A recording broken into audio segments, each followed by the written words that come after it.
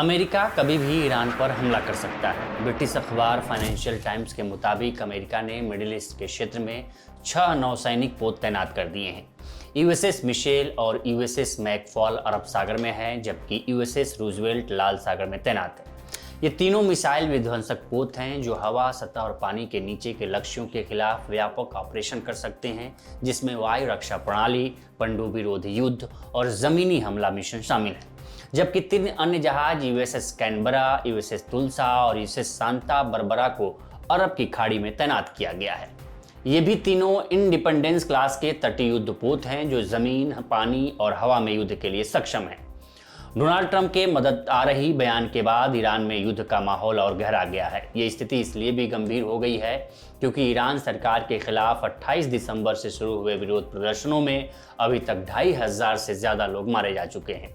हाल की स्थिति और बदतर हो चुकी है, जहां ईरान की सड़कों पर प्रदर्शनकारियों की संख्या बढ़ गई है और इसे कुचलने के लिए ईरान की सरकार ने दमनकारी नीति अपनाई है। ईरान में इंटरनेट सेवाएं बंद कर दी गई हैं और प्रदर्शनकारियों पर बल प्रयोग किया जा रहा है।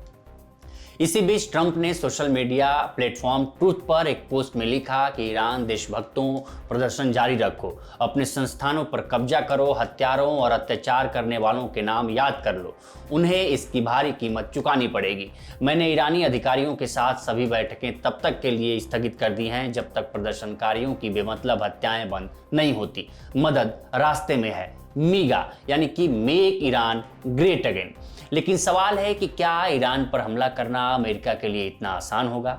बीबीसी की रिपोर्ट बताती है कि अमेरिकी रक्षा अधिकारियों ने राष्ट्रपति ट्रंप को ईरान के खिलाफ कार्रवाई के विकल्पों की विस्तृत ब्रीफिंग दे दी है, जिसमें हवाई हमले का इस्तेमाल और कमांड एंड कंट्रोल स्ट्रक्चर को ध्वस्त करने के विकल्प शामिल हैं।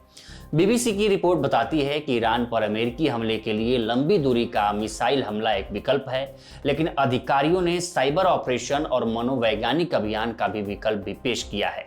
ट्रंप का ये पोस्ट इसी स्ट्रेटेजी का हिस्सा था कि जिसमें उन्होंने लिखा था कि मदद आ रही है।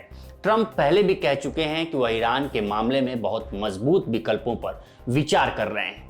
अब सवाल है कि क्या सच में अमेरिका और ईरान आमने सामने आ सकते हैं? क्या इसके अलावा कोई विकल्प नहीं बचता है? इस पर जानकारों का मानना है कि विकल्प हैं।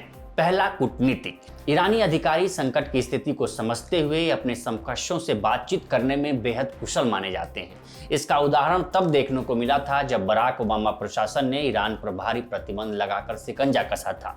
तब ईरानी शासन ने JCPOA परमाणु समझौते पर बातचीत करने का फैसला किया था। जानकारों का मानना है कि ईरानी शासन में भले ही कई खामियां हों और उसके भीतर कई गुट और विभाजन हों, बावजूद नरमपंथी गुट बातचीत और कूटनीति की तलाश में बना रहता है।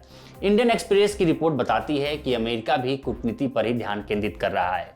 व्हाइट हाउस की प्रेस सचिव कैरोलिन लिविट ने कहा है कि राजनेता के लिए कूटनीति हमेशा पहला विकल्प होती है, लेकिन लिविट ने यह भी कहा कि अन्य विकल्प भी अमेरिका के लिए खुले हैं। जरूरत पड़ने पर सैन्य विकल्पों का इस्तेमाल करने से अमेरिका पीछे नहीं हटेगा और ये बात ईरान से बेहतर कोई नहीं जानता। तब सवाल उठता है कि अगर कूटनीतिक विकल्प विफल हुआ तो फिर आगे क्या होगा?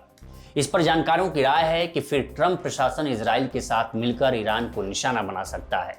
इन लक्ष्यों में ईरानी सेना और रिवोल्यूशनरी गार्ड का बुनियादी ढांचा, कमान और नियंत्रण केंद्र, इसके साथ ही सरकार और उसके मिलिशियाई द्वारा इस्तेमाल किए जाने वाले हथियारों और आपूर्ति के गोदाम शामिल हो सकते हैं। कुछ जानकारों का मानना है कि ऐसी स्थिति में अमेरिका और इजराइल मिलकर ईरान के प्रमुख लोगों को निशाना बना सकते हैं, जैसा कि ट्रंप के पहले कार्यकाल के दौरान देखा गया था कि जब अमेरिका ने कमांडर कासिम सुलेमानी को मार गिराया था।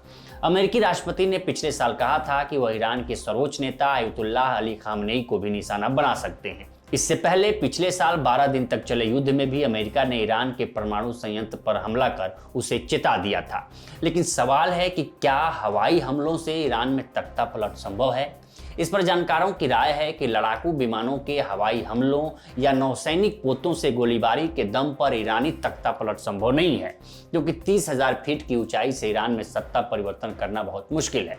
तो क्या अमेरिका अपने सैनिकों को ईरान में उतार कर जमीनी हमला करेगा? इस पर जानकारों की राय है कि अगर अमेरिकी और ईरानी सेनाएं जमीन पर आमने सामने आती हैं और दोनों पक्षों को जान माल का नुकसान होता है तो इसका मतलब ये हो सकता है कि अगर ऐसी स्थिति आती है कि अमेरिका को अपना वर्चस्व स्थापित करना पड़े तो फिर एक पूर्ण पैमाने पर युद्ध छिड़ जाएगा। तब अमेरिका को एक लंबे युद्ध में उलझना पड़ेगा। ऐसे में ट्रंप का मागा अभियान यानी कि मेक अमेरिका ग्रेट अगेन खटाई में पड़ जाएगा और ट्रंप ऐसा कभी नहीं चाहेंगे। तब आगे क्या अमेरिका ऐसे ही ईरान को छोड़ देगा? अमेरिकी सेना ने इस महीने की शुरुआत में ही वेनेजुएला के राष्ट्रपति निकोलस मादुरो को पकड़ लिया था, जिसमें अमेरिकी सेना को कम से कम नुकसान हुआ था। तो क्या अमेरिका ईरान में भी मादुरो जैसी कार्रवाई कर सकता है? इस पर जानकारों की अलग अलग राय है। कुछ जानकारों का मानना है कि आयतुल्लाह अली खामेनेई की सुरक्षा में रिवोल्यूशनरी गार्ड की मजबूत कमान है। अगर अमेरिका मादुरो जैसी दुस्साहस खामेनेई के साथ करने की कोशिश करता है तो उसे भारी संख्या में जवानों की जान जाएगी, जो ट्रंप के लिए मुसीबत खड़ी कर सकता है। तो फिर अमेरिका के पास क्या विकल्प बचता है? हवाई हमला। मान लीजिए कि अगर अमेरिका ने ईरान पर हमला कर दिया तो फिर भारत की स्थिति क्या होगी?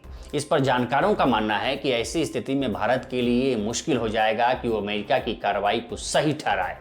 हालांकि दिल्ली ने ईरान से तेल आयात लगभग पूरी तरह बंद कर दिया है तो आर्थिक नुकसान बहुत कम होगा।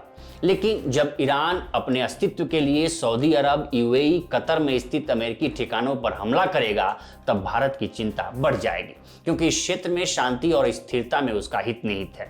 यहाँ करीब 8 से 9 मिलियन भारतीय रहते हैं और काम करते हैं। दिल्ली अपनी ऊर्जा जरूरतों के लिए भी इस क्षेत्र पर काफी हद तक निर्भर है। भारत की लगभग 60% ऊर्जा यहीं से आती है। इस क्षेत्र में किसी भी प्रकार की अस्थिरता भारत की ऊर्जा सुरक्षा के लिए खतरा है और इसका असर महंगाई पर सीधा पड़ेगा। तो अब सवाल है कि क्या ऐसी स्थिति में भारत क्या करेगा? इस सवाल का जवाब आप दीजिए, हमें कमेंट सेक्शन में बताइए और देखते रहिए लोकमत हिंदी। नमस्कार।